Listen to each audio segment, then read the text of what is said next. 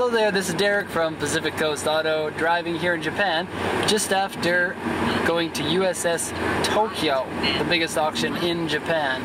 And usually I don't go to the Japan USS Tokyo auction, but this time I'm here with my customer and friend, and his name is John, and he's here in the car with me. So John, you can say hello. Hello guys.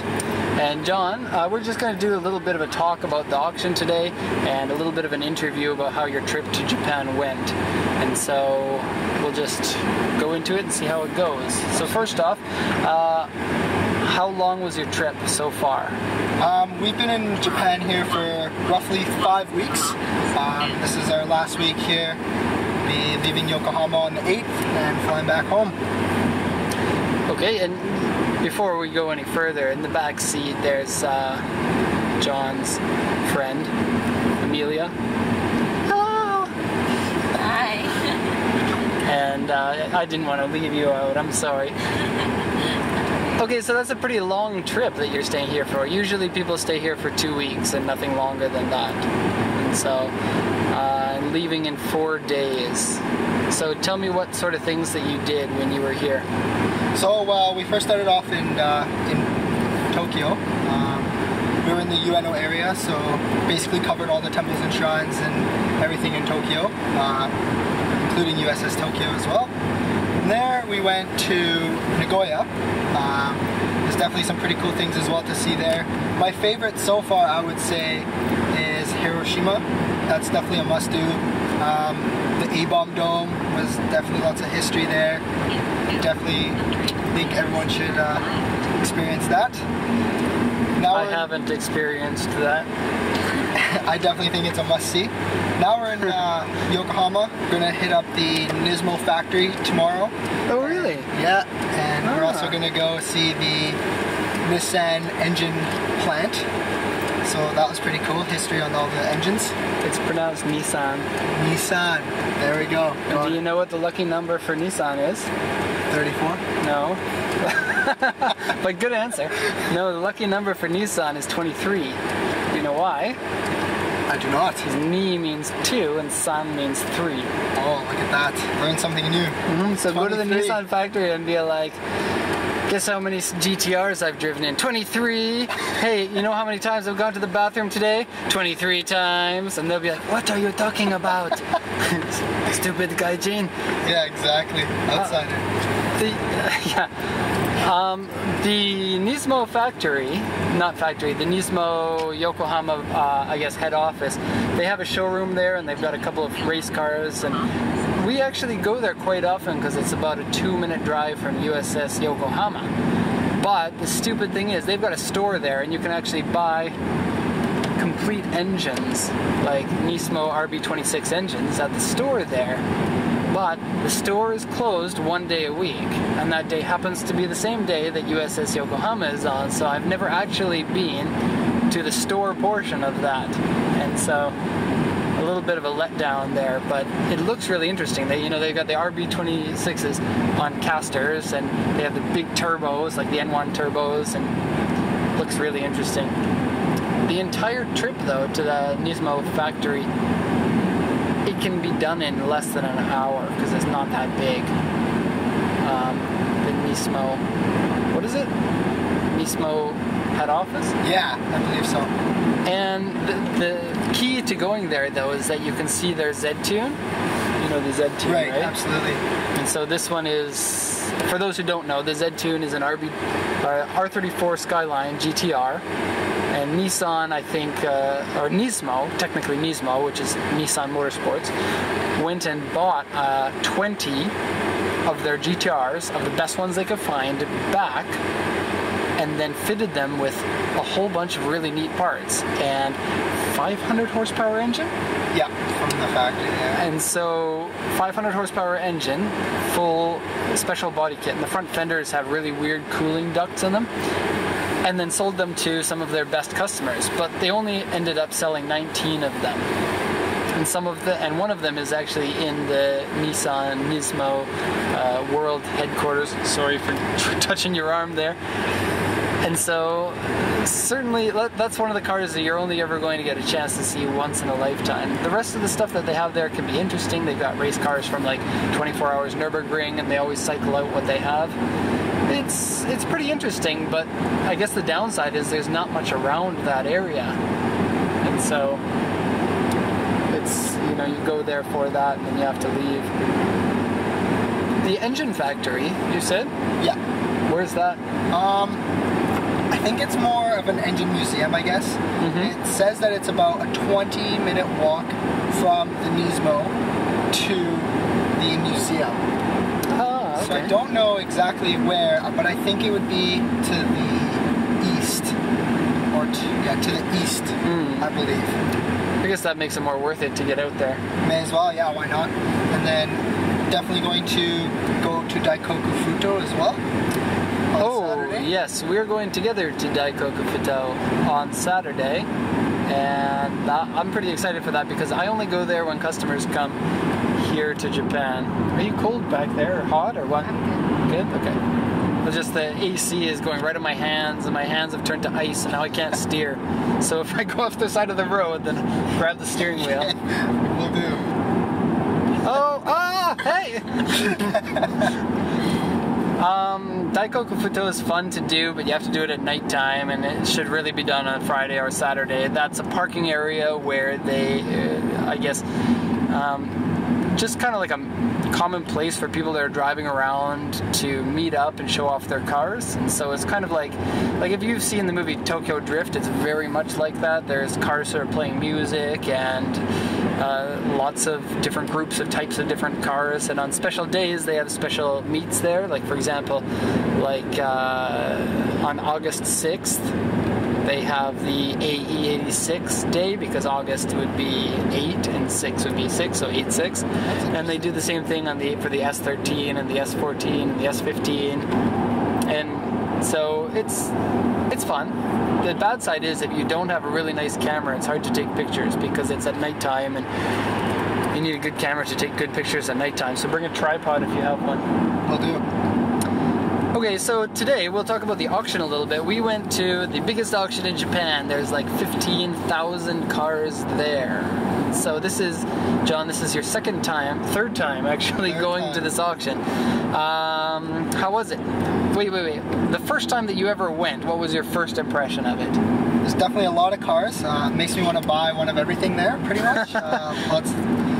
Lots of cars that I could dream of having. R34 GTRs. Just the list goes on from there. So it's definitely an experience. That's why I definitely had to come back. Mm-hmm. Did you buy any cars today? Unfortunately not. We were unsuccessful, so had to do the walk of shame. But yeah. That being said, keep your head up, got to do it again. That's for you, Ben, the walk of shame. Yeah. You know what I'm talking about. So I guess I'm not going to give up. Find myself a nice GC8 or something for winter for back home. And the last time that you were here, you went to auction. How many auctions did we go to? 2? We went twice to USS Tokyo. And then didn't buy anything either of those days. But during that week, we ended up buying something at a separate auction that we couldn't attend because, you can't go to every auction in Japan. Otherwise, it just wouldn't be logistically possible.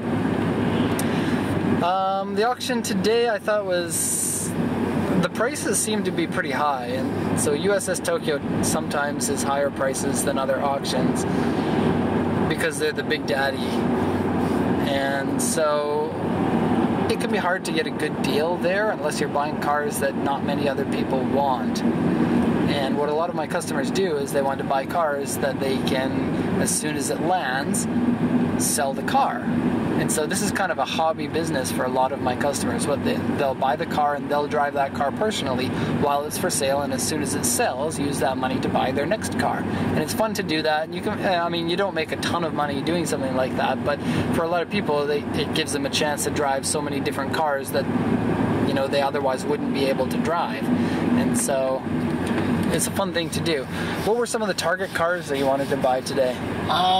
Mainly, I was looking for a Celica GT4, but unfortunately there were none there. Saw a couple other ones that were on the list. We had a couple Evo 4s. We had a MR2. What else do we have on there? Oh yeah, a Forester STB. I got the list here. You take a look. Alright.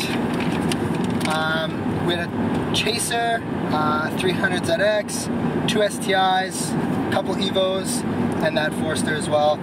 A couple interesting cars that were there that definitely I wanted to see was the 22B GC8. What's the 22B? I don't know. Well, that's probably the best GC8 you will ever see in your life. I think there was only about 400 ever made. Amelia, do you want to? Yeah, I was talking about this car constantly today. Blah, blah, blah, 22B, blah, blah, blah, blah. She could probably recite everything that I said. When I get excited about cars, I tend to repeat myself. And there were only 400 ever built, and they have stock BBS wheels, and like, it's so cool. Yeah, anyways, continue. That's about it. Okay, yeah, 22B is, it ended up selling today. I had 3 customers interested in it, 2 customers bid on it, not us. And my highest bid was a decent bid for it, but didn't buy it. And it actually turned out that this 22B sold for way more than I thought that it was going to sell for. So the 22B is, well, with only 400 of them made and as popular as they are, they don't really have an average price because they don't come up for auction very often, and when they do, the price can be high, it can be low, depending on how buyers are feeling at the time. And this time it seemed like the buyers were feeling this one was worth a lot. It had 66,000 kilometers on it. The body was probably about an 8 out of 10, which is pretty good for a car that's 17 years old now. It never had an accident. Did it? Never had an accident? Nope. All original. Yeah. Okay, and it ended up selling for 5.2 million yen. So in Canadian dollars, that's $52,000. And, you know, you asked me how much they sold for originally. I think they were like $50,000 originally. And so, yeah, pretty crazy that people want Imprezas that much. They are a very special car, but they're not really for me, I don't think. They're something that I would love to drive. Old Supra there. Take a look. Oh, look at that. It's funny when that happens on these videos, I'm always like, wow, there's a cool car over there, but then the people in the video can't see it, so sorry guys. It was a Mark II Supra, which is really, really uncommon here in Japan. And a dealership that specializes in old Volvos, like from the 80s. That's weird. Interesting. Okay, that's boring for people watching. There were 2 super amazing cars at the auction today, and one of them was the 22B, and the other one was a car that I have never seen before in my life, and I thought that I would never in my life see an authentic, real version of this car. And so, without further ado, would you like to talk about the car that I was almost crying about? Well, 3 letters, GTR. Oh, GTR 34, right? Or, I guess you could call it a Skyline. Or you can call it by the name of the people that are in the commercial, which is really strange. Okay, let me just cut to the chase here. This is a stupid game. The car was a Ken Mary Skyline GTR. Now the Ken Mary, so the Hakosuka Skyline, which is the very first GTR, it's all boxy, and that's why it's called Hakosuka, which means box skyline.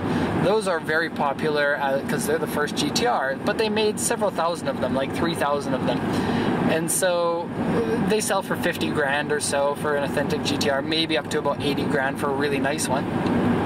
But the Skyline that came after that, the fastback Skyline GTR, has a very interesting story. First off, it's called the Ken Mary, or the Ken and Mary, and the reason for that is because in the commercial for it on TV was very famous, and it had a man named Ken and a girl named Mary who drive the car and go on a picnic. And so that's where it got its name from, the Ken Mary Skyline. And so the Ken Mary Skylines, they usually sell for about 30 grand or whatever, but the GTRs are very, very uncommon because I kind of detailed this in the other video, and you can check out my company channel to watch that video, but the short story is that they accidentally made GTRs. they wanted to make GTRs, and then the market crashed, and then they said, okay, well, we're not wasting any more money on this, and they cut it within like 2 months of the production of these cars. And so the car really doesn't exist, all but for an accident of 196 or 198 units of these. And so being so uncommon, you just don't see them come up ever.